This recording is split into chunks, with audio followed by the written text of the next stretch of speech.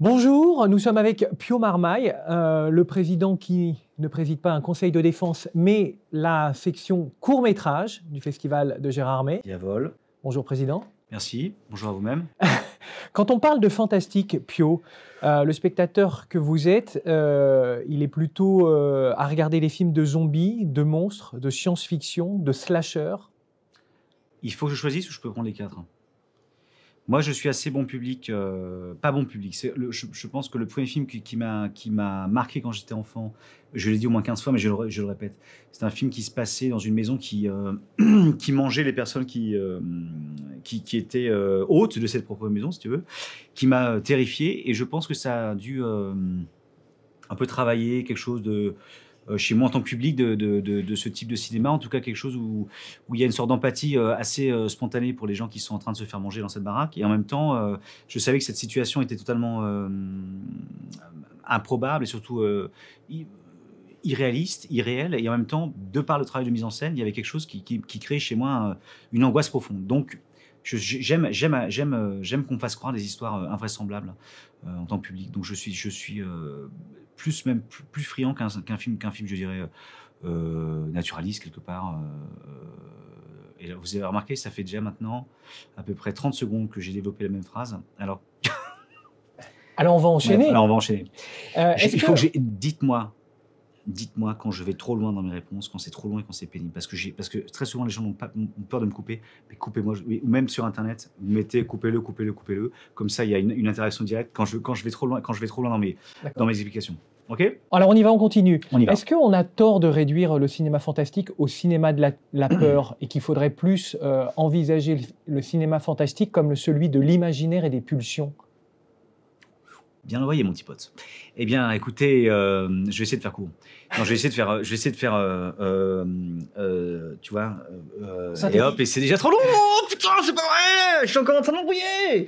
Non, je pense qu'on n'a pas tort de le limiter à quoi que ce soit. Enfin, je pense que c'est simplement des gens qui mettent des mots sur des sentiments qui vivent, enfin, qui traversent. Donc, ça peut être hyper anxiogène, comme ça peut être hyper violent. Enfin, ça dépend du travail. Mais pour vous, c'est un cinéma de l'imagination ou du cauchemar ?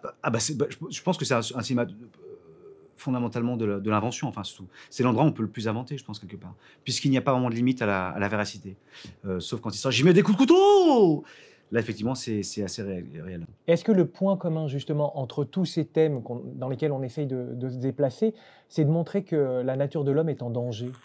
Et c'est ça aussi qui vous intéresse ?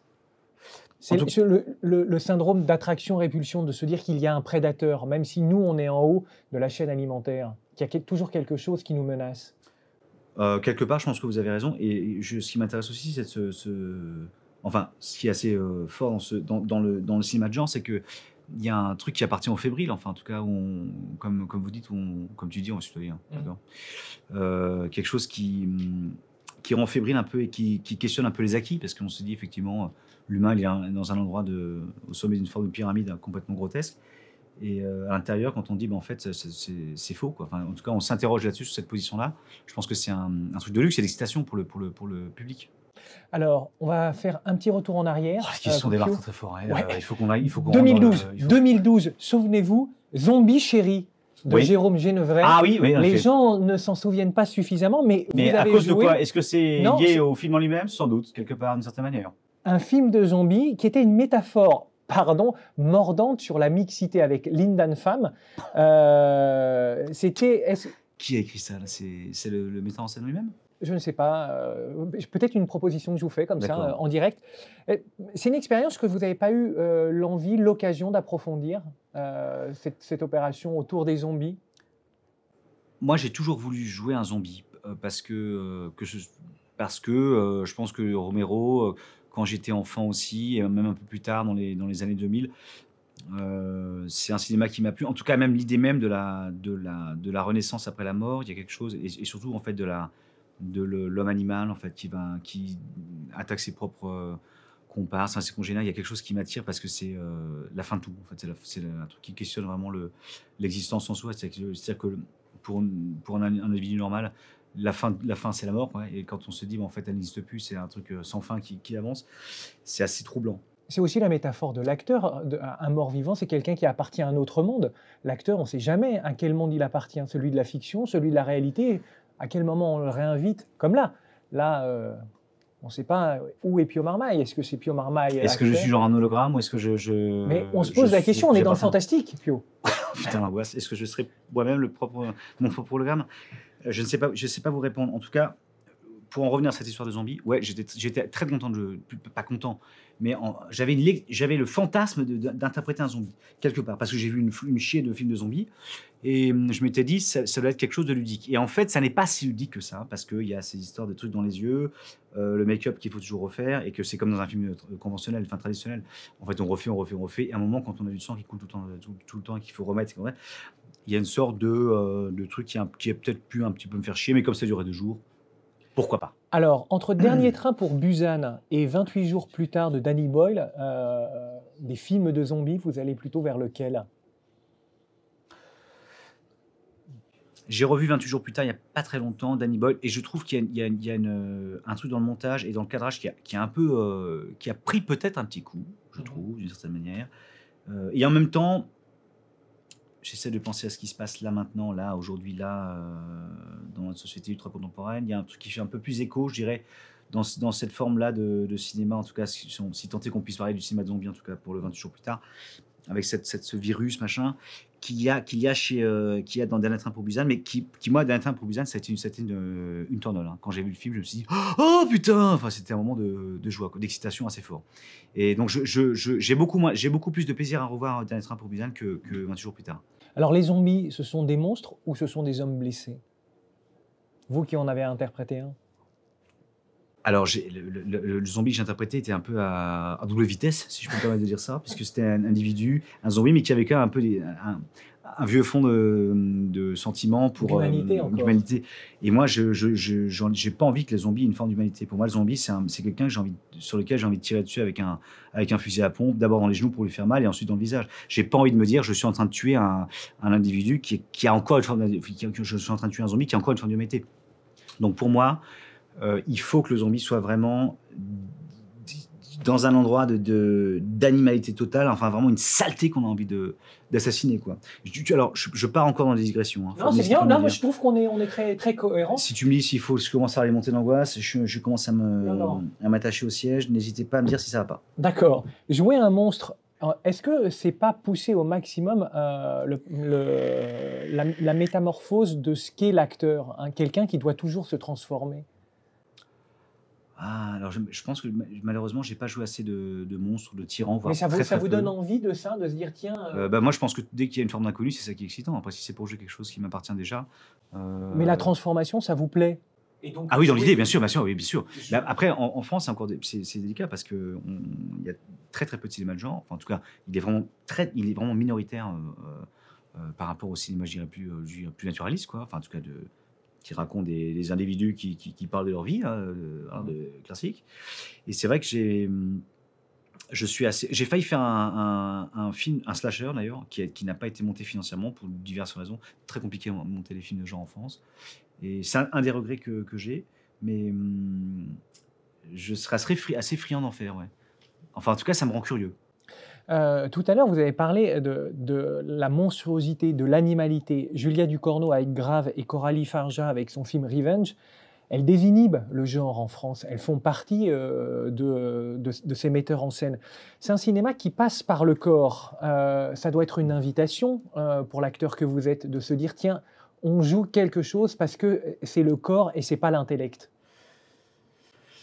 Alors là, on fait référence à mon surpoids, ce que je peux comprendre. C'est un truc qui arrive quand on vient d'avoir un enfant, il y a un confinement, on passe la journée à bouffer des gyoza, donc forcément, il y a un moment, ça se sent sur le visage, et ainsi sur le corps.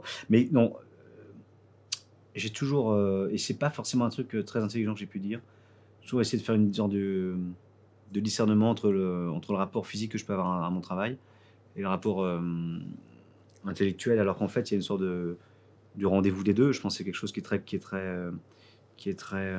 fonctionne, enfin je veux dire qui est très cohérent, enfin et l'un sans l'autre ne fonctionne pas.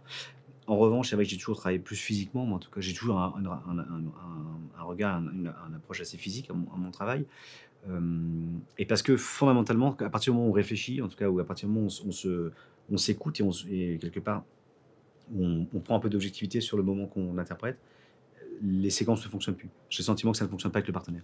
Donc, est-ce qu'avec le temps et l'expérience, c'est en train de se rééquilibrer? Peut-être que oui. Et encore une fois, je me suis perdu dans ma réponse. Donc, je parlais de quoi exactement? Enfin, c'était quoi le début? C'est du Corneau? Oui, du Corneau et Mais Coralie Farja qui font partie de ces metteurs en scène où leur cinéma passe par le oui, corps. Et, j'entends. le corps, c'est quand même votre outil. On pense toujours que les acteurs, c'est d'abord un texte. J'ai la facilité de penser qu'un comédien, c'est d'abord un corps. Oui, parce que c'est un personnage. Mais parce que j'ai l'impression que avant que la parole elle se déclenche, il y a une confrontation physique qui raconte quelque chose. Enfin, c'est ce que j'imagine moi en tant que metteur en scène, par exemple. Donc j'ai le sentiment qu'avant qu'il y ait un échange, il y a forcément un état physique qui va raconter ce qui va être dit quelque part. Mais à ce moment-là, je pense que l'un sans l'autre, justement, ont du mal à. Enfin, il y a une coexistence qui est fondamentale. Sinon, ça ne fonctionne pas. Sinon, on ne parlerait pas du tout et le cinéma serait particulièrement chiant et on essaierait de signifier uniquement par notre corps ce qui est en train de se dire. Mais quand on est en train de parler, par exemple, d'ogive nucléaire, mettons qu'on est dans le bureau du FBI et on est avec le président des États-Unis d'Amérique et on nous dit, écoutez, là, j'ai l'impression qu'il y a des ogives qui vont nous tomber dessus. Sans l'expliquer et uniquement par le corps, comment est-ce qu'on raconte ça au président des États-Unis d'Amérique? Je vous mets au défi, on en parlera tout à l'heure une fois qu'on aura fini ce putain de live. Vas-y. Est-ce que le spectateur que vous êtes, Pio, peut retrouver l'acteur que vous incarnez dans le choix de ces scénarios? C'est-à-dire que vous allez vers des tournages qui vous font peur, qui vous attirent parce que justement vous ne savez pas. Oui, alors déjà pour ça, il faut avoir la possibilité qu'on vous envoie les scénarios travaillés, je dirais, et qui ne développent pas les mêmes personnages que j'ai pu jouer auparavant. Parce qu'à un moment en France, quand comment dire, ça fait quelques années que c'est différent.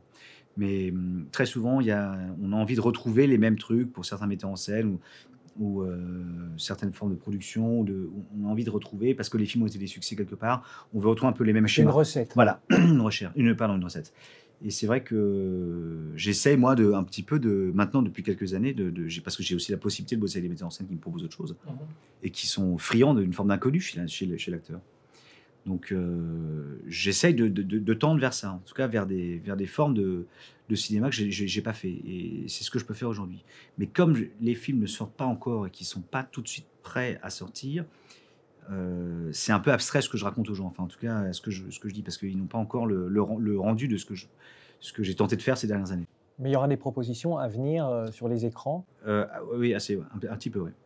Il y a quelqu'un qu'on pourrait inviter dans notre conversation. Un ami imaginaire qui serait ici sur mon épaule, par exemple. Il est juste derrière vous, c'est David Cronenberg. Ah, vous savez que je l'ai rencontré? Bah alors, dites-nous. Alors, je l'ai rencontré au festival de Beaune. Et ça a été une rencontre. Ça fait partie des rares personnes qui me. Quand on m'a dit que j'allais le rencontrer, j'étais un peu surexcité, quoi. Et quand je suis un peu tendu, j'ai tendance un peu à. J'avais bu un peu de vin, parce qu'en plus, on se trouvait à Beaune. J'avais bu un peu trop. Et la rencontre était complètement foireuse, finalement, puisque je ne savais pas trop quoi dire. Et j'étais juste là, oh, il est là, je vais. Vous étiez intimidé? J'étais assez intimidé, ouais. Mais pourquoi? Qu'est-ce qui... Parce que j'avais vu Scanner, tout ça. Je sais pas, c'est un cinéma quand même qui me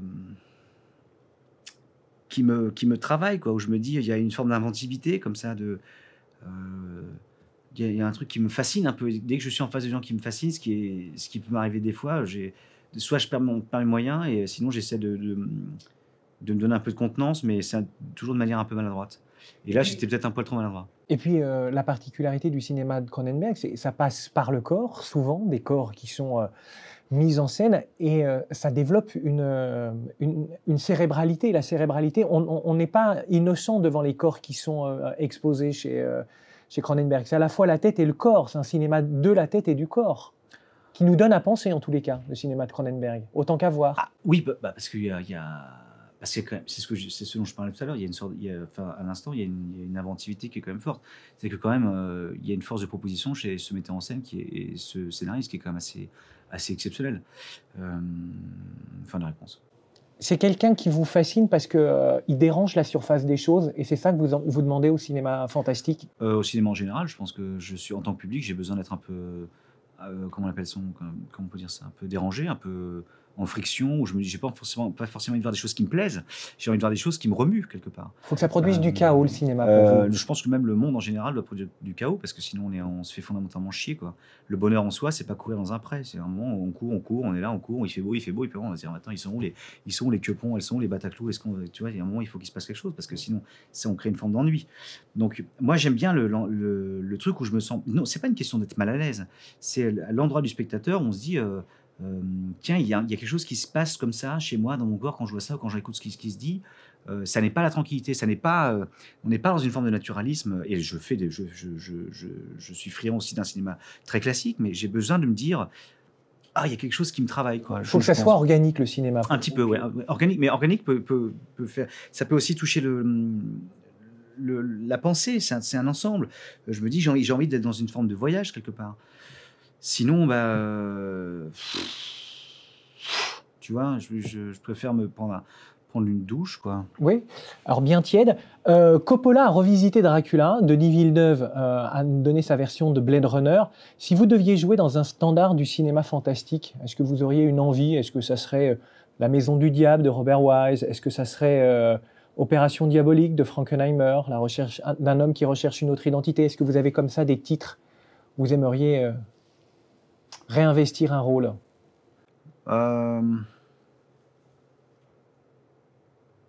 Non, je pense que j'aimerais bien jouer je dirais plutôt une sorte. Alors, j'ai pas une référence précise, mais en tout cas, quelqu'un qui a tout simplement un petit coutelas, une sorte de coutelas, tu vois, et qui irait assassiner des individus de manière gratuite.